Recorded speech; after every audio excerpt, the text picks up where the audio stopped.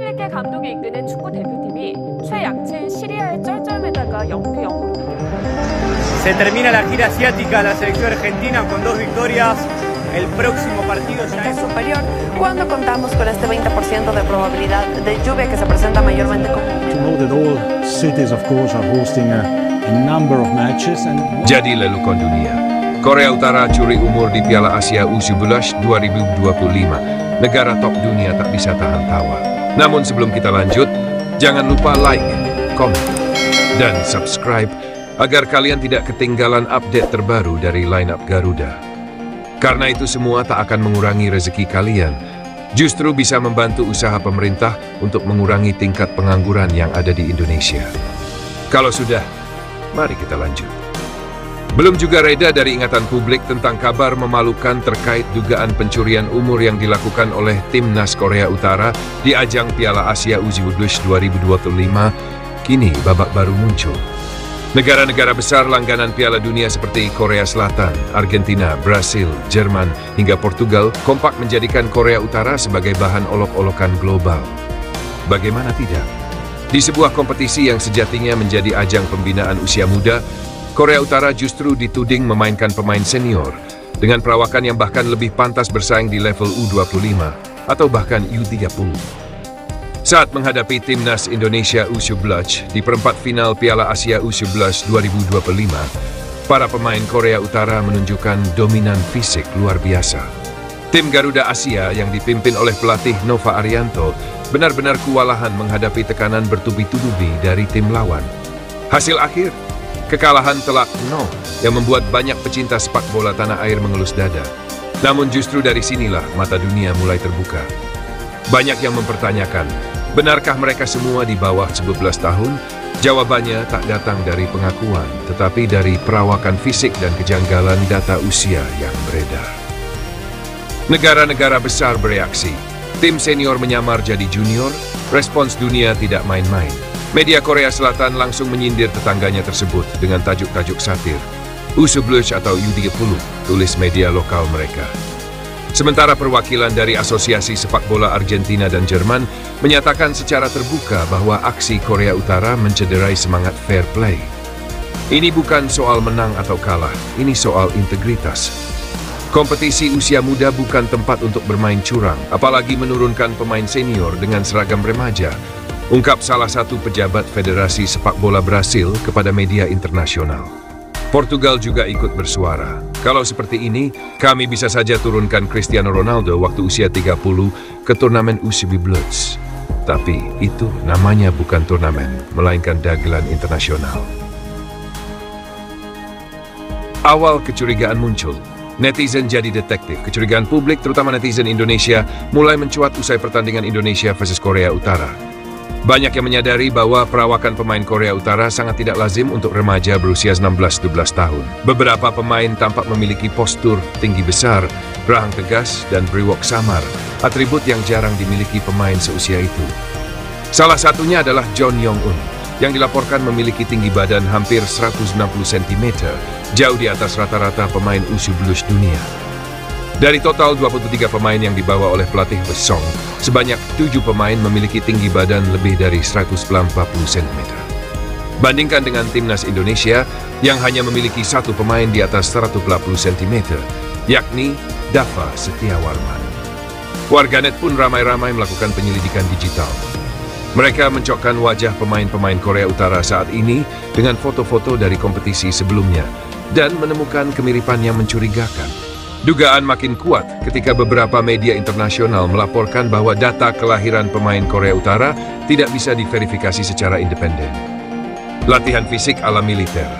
April 25 Sports Gladi sorotan sebanyak 11 dari 23 pemain Timnas Korea Utara U17 tercatat sebagai anggota klub April 25 Sports Club yang diketahui berada di bawah naungan Kementerian Pertahanan Korea Utara.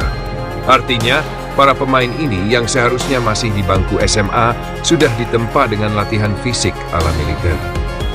Tidak hanya keras, tetapi juga disiplin dan gizi tinggi. Sejak dini mereka dididik seperti tentara dengan beban latihan yang bahkan lebih berat dari pemain profesional pada umumnya. Tak heran bila tubuh mereka jauh lebih berkembang dari pemain seumuran. Namun, justru hal ini yang menjadi sumber kecurigaan. Banyak pihak mempertanyakan apakah mereka benar-benar masih remaja atau sudah dewasa yang dimanipulasi umurnya. Reputasi hancur, dunia mulai boikot. Sejak berita ini mencuat, banyak negara mempertimbangkan untuk tidak lagi menghormati keikutsertaan Korea Utara dalam kompetisi usia muda. Mereka menganggap bahwa Korea Utara telah merusak kepercayaan dan semangat sportivitas dalam sepak bola. Kami akan meninjau ulang kerjasama dengan Federasi Korea Utara. Setidaknya sampai mereka mampu membuktikan komitmen terhadap kejujuran dalam olahraga, ujar salah satu pejabat AFC dari Jepang. Jika kondisi ini dibiarkan, bukan tidak mungkin Korea Utara akan dijatuhi sanksi. Mulai dari larangan tampil di kompetisi kelompok umur hingga pengurangan jatah kuota di kejuaraan regional. Apa yang bisa kita pelajari? Bagi Indonesia, hasil buruk di Piala Asia U17 2025 tentu menyakitkan. Tapi lebih dari itu, ada pelajaran besar yang bisa diambil. Bahwa pembangunan sepak bola tidak hanya soal fisik dan kemenangan, tetapi juga kejujuran, sistem, dan pembinaan yang jujur sejak dini. Sementara itu, Federasi Sepak Bola Dunia seperti FIFA dan AFC diminta bertindak tegas agar kejadian seperti ini tidak terulang. Dengan teknologi canggih, seharusnya verifikasi usia bisa dilakukan secara akurat. Jika perlu, uji laboratorium dan tes medis bisa dijadikan syarat mutlak sebelum turnamen dimulai. Lawakan atau perlu investigasi internasional. Dunia boleh tertawa, tapi jika tidak ditindak tegas, dagelan ini bisa berubah menjadi krisis serius dalam integritas sepak bola usia muda. Korea Utara mungkin merasa berhasil dengan strategi curi umur, tetapi reputasi yang rusak akan jauh lebih sulit diperbaiki dibandingkan skor pertandingan. Untuk sementara, mari kita terus dukung pembinaan usia muda Indonesia dengan cara yang benar, jujur, dan konsisten. Siapa tahu ke depan bukan hanya bisa menyaingi, tapi bisa mengalahkan dengan cara terhormat. Publik sepak bola Asia baru-baru ini diguncang kabar tak sedap dari ajang Piala Asia U17 2025. Sebuah skandal besar mengguncang kepercayaan publik terhadap integritas kompetisi setelah Korea Utara diduga kuat melakukan pencurian umur dalam tim nasional mereka. Ya, pencurian umur alias age cheating, sebuah pelanggaran serius dalam dunia olahraga usia dini. Tudingan ini pertama kali mencuat usai laga perempat final antara Korea Utara U17 melawan Indonesia U17 yang berakhir tragis bagi skuad Garuda Muda. Tim asuhan Nova Arianto dibabat habis dengan skor telak 6-0 oleh tim Korea Utara yang tampil terlalu superior di segala lini. Namun, bukan soal skornya yang bikin heboh, melainkan penampilan fisik para pemain Korea Utara yang jauh dari kesan remaja 17 tahun.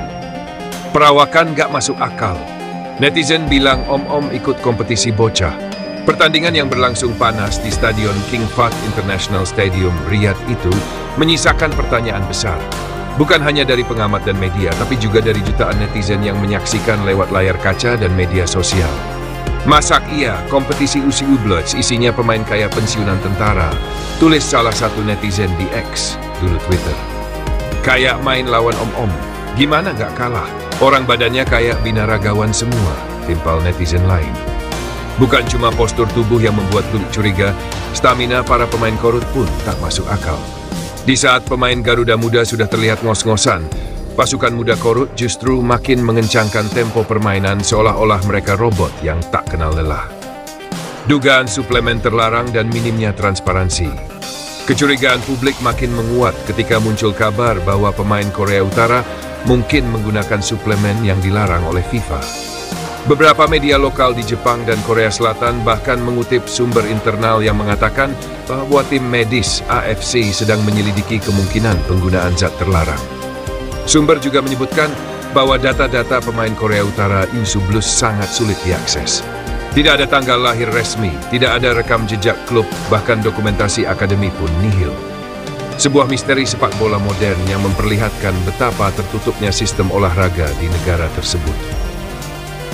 Kim Jong-un buka suara, jika bersalah, kami terima segala sanksi.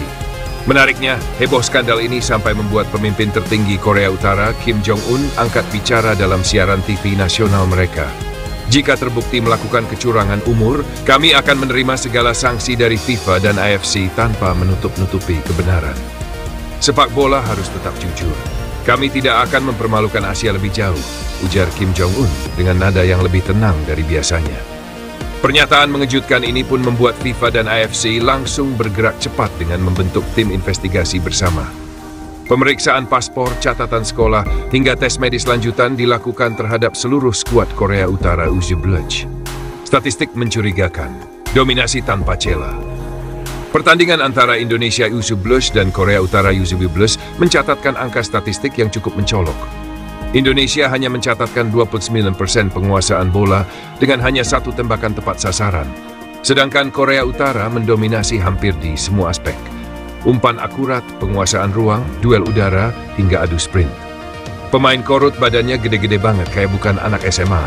Ucap salah satu penggemar di TikTok sambil mengunggah komparasi foto pemain Korut dengan pemain Indonesia yang perawakannya memang masih remaja. Kejanggalan demi kejanggalan. Tak hanya postur dan tenaga, wajah para pemain Korea Utara juga menjadi bahan pembicaraan. Banyak yang berpendapat bahwa wajah mereka terlalu matang untuk ukuran pemain usia 19 tahun. Ada yang berjenggot tipis, ada pula yang garis kerutan wajahnya cukup terlihat jelas. Terima kasih banyak atas perhatian kalian semua pada video ini. Jangan lupa untuk like, komen, dan subscribe agar kalian tidak ketinggalan update info terbaru dari kami.